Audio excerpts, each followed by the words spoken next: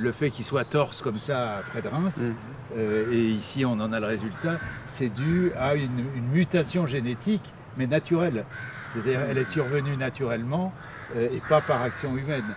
Il est incollable. La protection des arbres est l'un de ses combats. Voilà 30 ans que Georges Fetterman a fondé l'association Arbres. Son but, distinguer les végétaux remarquables. Et pour cela, il faut qu'ils répondent à des critères bien précis.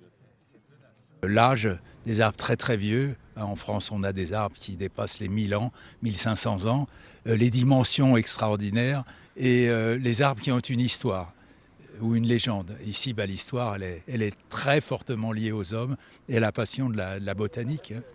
Et c'est dans ce square, Simon-Louis Frère, à Metz, ancien lieu d'une pépinière qui a prospéré au XVIIe et XVIIIe siècle, que se trouvent 5 arbres remarquables. J'ai découvert l'endroit ici que je ne connaissais pas.